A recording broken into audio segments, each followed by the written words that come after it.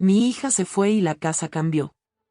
Nunca pensé que iba a temerle al silencio de mi propia casa. Mi hija se había ido por 4 días a un viaje de trabajo. No era la primera vez que salía, pero sí la primera vez que dejaba a su esposo solo en casa conmigo. Yo vivía en el apartamento de arriba, en la misma propiedad, desde que murió mi esposo. Era una casa grande, dividida en 2 niveles, con entradas separadas, pero con una escalera interior que seguíamos usando porque, al final, seguíamos siendo familia. O eso creía. Mi yerno siempre me había parecido un hombre correcto. No demasiado carismático, pero atento. Callado, trabajador, de esos que saben ganarse el respeto sin hacer demasiado ruido. Mi hija lo adoraba. Decía que con él se sentía segura, en paz, cuidada. Y yo quise alegrarme por eso, porque después de verla salir de otras relaciones rotas, encontrar un hombre tranquilo me parecía un regalo del cielo. Cuando ella me dijo que estaría fuera unos días, me pidió casi suplicando que estuviera pendiente de él. Que a veces se le olvidaba comer bien. Que trabajaba demasiado. Que si podía bajarle una sopa o preguntarle si necesitaba algo. Me reí y le dije que no era un niño. Ella también se rió. Pero insistió. Mamá, hazlo por mí. Tú sabes que cuando está solo, se encierra demasiado. Acepté. No porque él me preocupara. Porque ella sí. Y las madres hacemos eso. Ayudamos incluso cuando no entendemos del todo por qué nos lo están pidiendo. La primera noche todo pareció normal. Le bajé a una cena sencilla, él me agradeció con educación, me dijo que no me molestara demasiado y subí de nuevo a mi parte de la casa. Pero más tarde, ya acostada, escuché algo que me hizo abrir los ojos. Una puerta. Luego pasos. Luego silencio. No era raro escuchar ruidos en una casa compartida. Pero esa noche había algo distinto. No sabría decir qué. Solo sentí esa incomodidad seca, pequeña, de cuando algo se mueve fuera de lugar, aunque todavía no puedas nombrarlo. Intenté dormir. No pude. Él no actuaba normal. A la mañana siguiente bajé temprano con la excusa de dejarle café recién hecho. Lo encontré en la cocina, pero no era el mismo hombre sereno que yo conocía. Se veía cansado. No cansado de trabajo. Cansado de verdad. Como alguien que había pasado la noche en vela o esperando algo. Tenía ojeras, la camisa mal abotonada y esa expresión rara de quien está intentando actuar normal con demasiado esfuerzo. Me dio los buenos días con una sonrisa breve. Yo le pregunté si había dormido mal. Me respondió muy rápido. Sí, un poco. Tenía muchas cosas en la cabeza. No pregunté más. Pero empecé a mirar. Su teléfono estaba siempre con la pantalla hacia abajo. Cada vez que sonaba una notificación, él lo cogía de inmediato. No era nerviosismo escandaloso. Era peor. Era un cuidado excesivo, repetido, calculado. Quise convencerme de que era estrés. Que mi hija tenía razón y él, cuando se quedaba solo, se encerraba demasiado. Pero durante el almuerzo pasó algo que me dejó un sabor raro en la boca. Le pregunté si quería que le dejara comida para más tarde. Él tardó en responder. Luego dijo: no sé si esta noche voy a estar. La frase me llamó la atención. ¿Tienes algo que hacer? Le pregunté. Me miró apenas. Tal vez. Tal vez. Ni siquiera se esforzó en inventar una excusa completa. No era mi hijo. No era mi esposo. No tenía por qué darme explicaciones. Lo sabía. Y, aún así, sentí que había una barrera nueva entre nosotros. Una barrera que antes no estaba. Esa tarde mi hija me llamó desde el hotel. Me preguntó si todo iba bien. Le dije que sí. Le dije que su esposo estaba trabajando, que lo veía tranquilo, que no se preocupara. Le mentí. no por maldad. Porque todavía no tenía nada concreto. Solo intuición. Y una madre no rompe la paz de una hija por intuiciones. O al menos eso me repetí en ese momento. Pero algo en esa casa ya estaba cambiando. La primera noche extraña. Esa segunda noche fue peor. No porque ocurriera algo grande. Precisamente porque todo fue pequeño, borroso, inquietante. Cené arriba, sola. Apagué la televisión temprano. Me serví un té. Y cuando ya me preparaba para dormir, escuché de nuevo movimiento abajo. Pasos. La puerta principal. Luego un murmullo. Me quedé inmóvil. No era una voz clara. Más bien un sonido bajo, como si alguien hablara lo suficiente para ser oído por quien está cerca, pero no por nadie más. Me acerqué a la escalera interior sin hacer ruido. Desde arriba no podía ver la entrada completa, solo una parte del pasillo y la sombra que dejaba la luz de la sala. Escuché su voz. La reconocí. Pero no estaba solo. Había alguien más. No pude distinguir si era hombre o mujer. Solo supe que no era una llamada porque las pausas no eran las de una conversación por teléfono. Había cuerpos. Había presencia.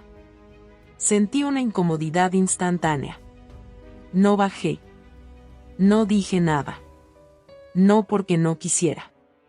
Porque en ese momento me dio vergüenza hasta a mí misma estar espiando desde la oscuridad de mi propia casa, como una mujer desconfiada que no tiene nada mejor que hacer. Volví a mi cuarto. Pero ya no pude tranquilizarme. Una hora después, cuando me asomé por la ventana de mi habitación, vi algo todavía peor. Un carro estaba estacionado frente a la casa. Con las luces apagadas. Esperando. No reconocí el vehículo. Pero tampoco lo vi marcharse durante un buen rato. La siguiente vez que miré, ya no estaba. A la mañana siguiente, cuando bajé, él ya estaba vestido, arreglado, casi impecable otra vez. Como si la noche anterior no hubiera existido. Le pregunté si había salido. Negó con demasiada calma. No. ¿Por qué? Esa fue la primera mentira que pude reconocer sin dudas. Y las mentiras, cuando ya las ves una vez, empiezan a encenderte todo lo demás. Algo estaba escondiendo.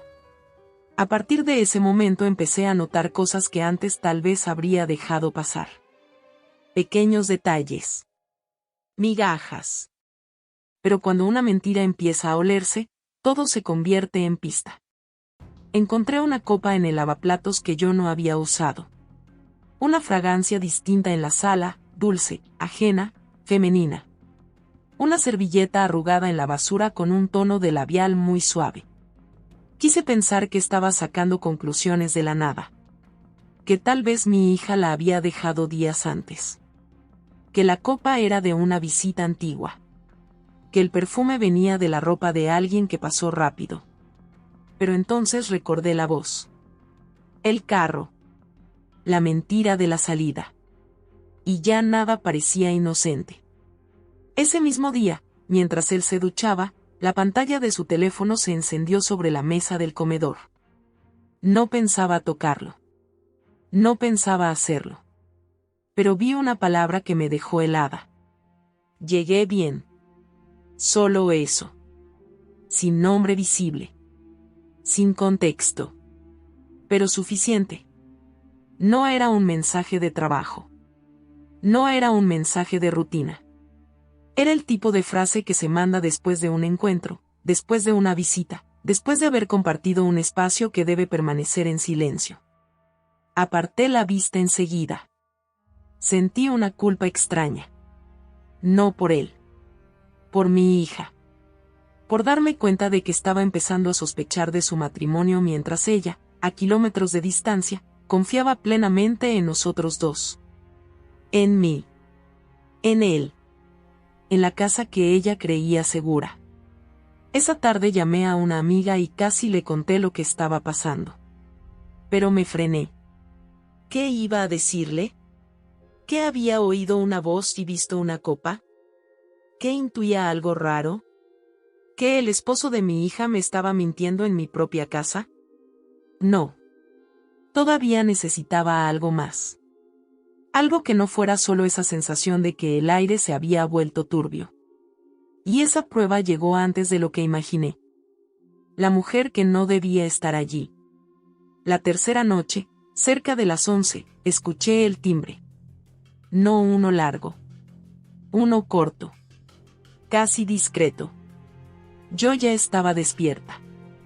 Ni siquiera sé por qué. Tal vez porque desde la noche anterior mi cuerpo no se fiaba del silencio. Esta vez no me quedé en la habitación. Bajé descalza, lentamente, sin encender luces, y me detuve en el tramo de la escalera desde donde podía ver parte de la entrada. Él abrió la puerta.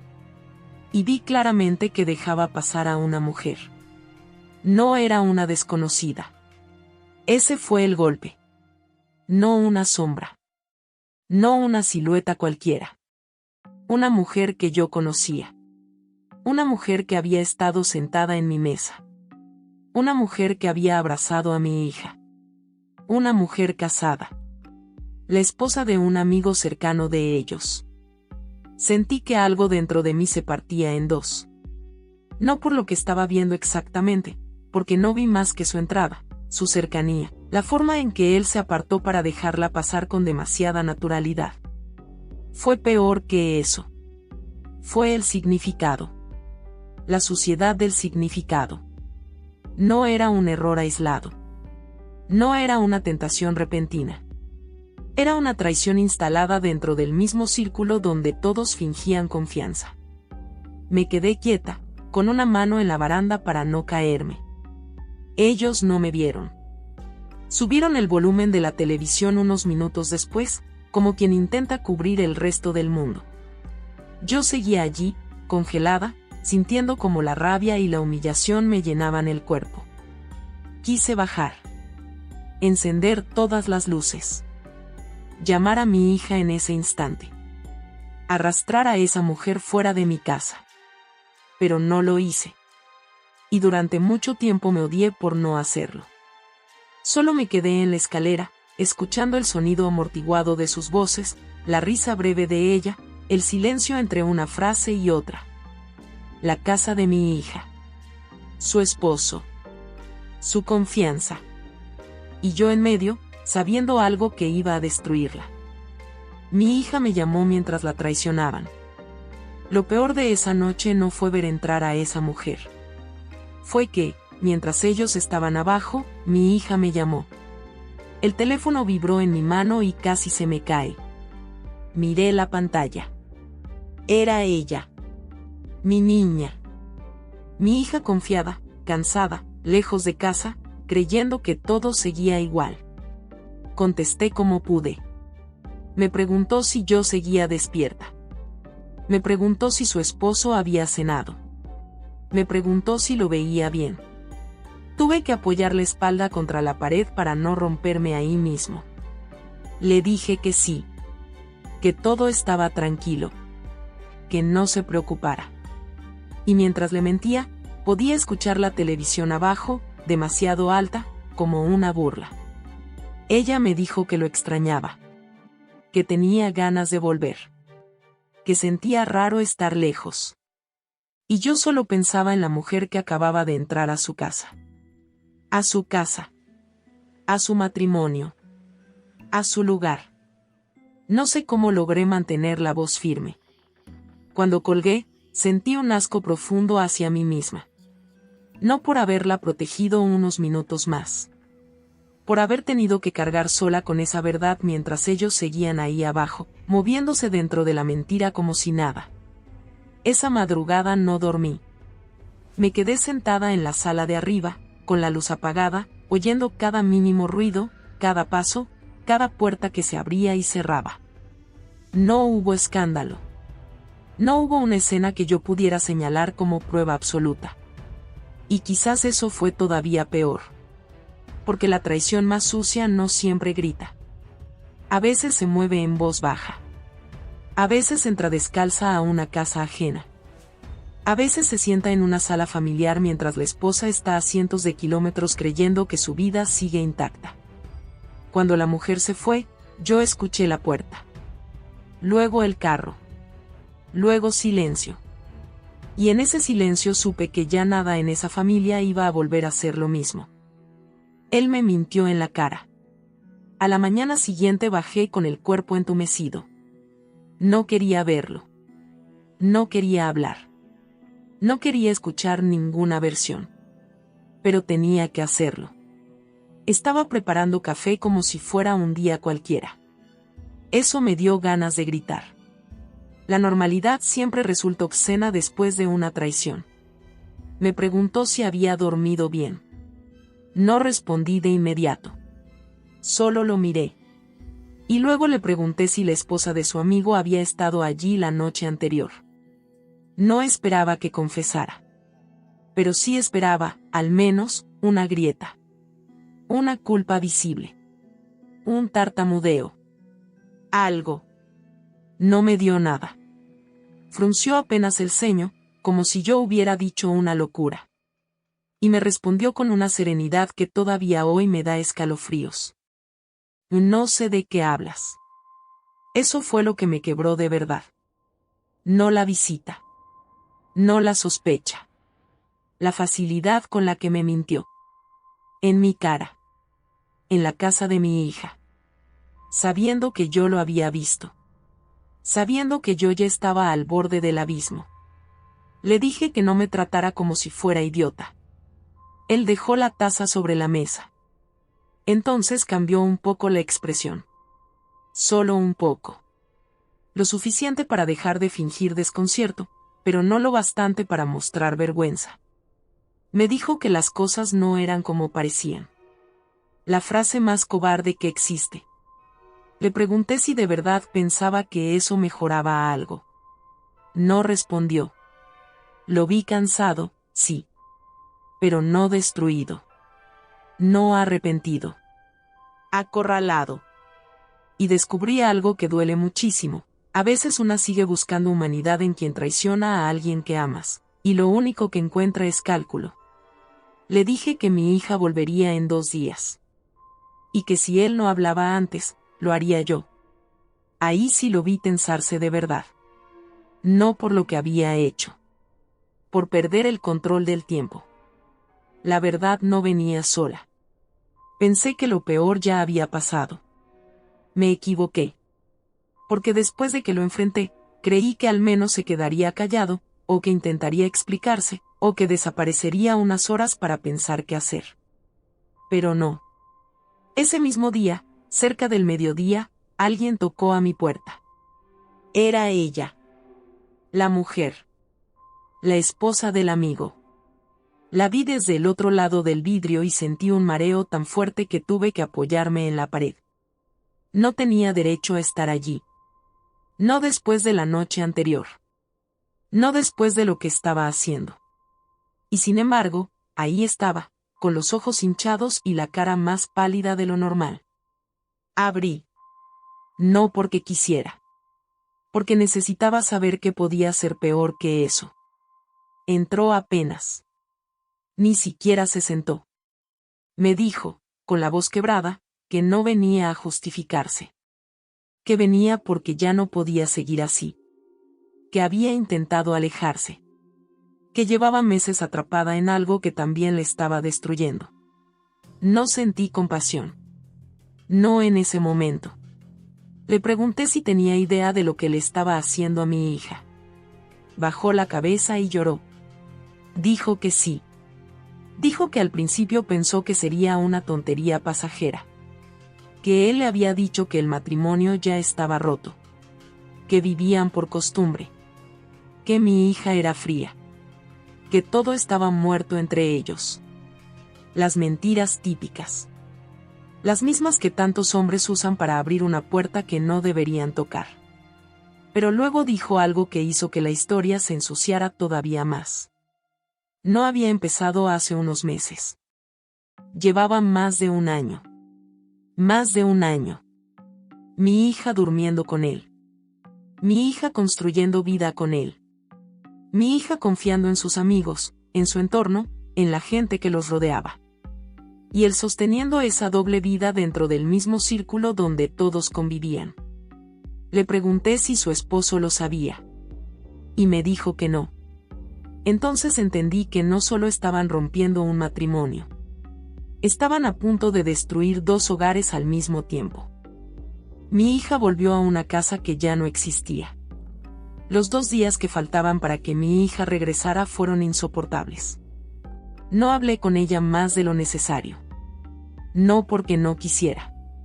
Porque no sabía cómo sostenerme mientras fingía que todo estaba bien. Su esposo evitó cruzarse conmigo. La mujer no volvió. La casa entera parecía contener la respiración. Y yo también. Cuando mi hija por fin llegó, venía cansada, sí, pero feliz de estar de vuelta. Traía esa sonrisa con la que siempre entraba, como si la casa fuera un refugio intacto. La abracé y sentí que se me partía el pecho. Me preguntó si todo estaba bien. No supe mentirle esta vez. Le dije que necesitábamos hablar. Vi cómo le cambió la cara de inmediato. No quiso sentarse sola conmigo. Lo llamó a él. Y entonces terminamos los 3 en la sala, con el aire tan pesado que costaba respirar. Yo empecé. No con todos los detalles. No hacía falta. Le dije lo que vi. La visita. La mentira. La otra mujer. Al principio mi hija no reaccionó como yo esperaba. No gritó. No lloró. Se quedó mirándolo. Quietísima. Como si todavía le estuviera dando una oportunidad mínima a la realidad de corregirse sola. Él hizo lo que hacen tantos hombres cuando ya no pueden negar todo.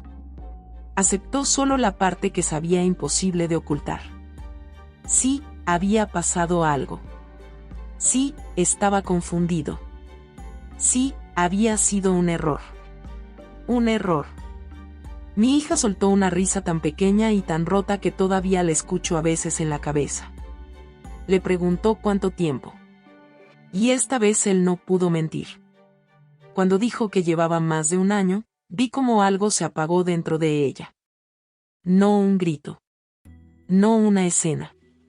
Algo más triste. La certeza. Lo que se rompió no fue solo un matrimonio. Mi hija no lloró delante de él. Eso me impresionó. Se levantó despacio, fue a la habitación, cerró la puerta y no salió durante casi 1 hora. Yo me quedé en la sala con él. No tenía nada más que decirle. Ni ganas. Lo único que me sorprendía era seguir respirando en la misma casa. Cuando ella salió, ya no era la misma. No hablo de la cara. Hablo de esa energía que una mujer tiene cuando todavía cree en algo. Eso ya no estaba. Le pidió que se fuera. Él intentó hablar. Ella levantó la mano y lo calló. No gritó. No suplicó. No pidió explicaciones. Solo le dijo: lo que me hiciste no fue una infidelidad. Fue una humillación prolongada. Esa frase lo dejó sin palabras. Y a mí me dejó entendiendo algo todavía más profundo. Lo que se había roto allí no era solo un matrimonio. Era la confianza en la casa. En los amigos. En las reuniones. En las personas que se sientan a tu mesa mientras tú no sabes lo que hacen a tus espaldas. Él se fue esa misma noche. Con una maleta pequeña y una cara vacía. Mi hija se quedó. Durante días no hablamos mucho. No porque no hubiera nada que decir. Porque el dolor grande a veces no entra en palabras enseguida. Yo le llevaba comida. Le dejaba agua. Me sentaba cerca cuando ella me lo permitía. Y esperaba. Eso hacen las madres cuando ya no pueden arreglar lo que pasó. Solo quedarse. Aguantar. No irse. Pero incluso en medio de ese dolor, había otra herida creciendo en mí. La culpa.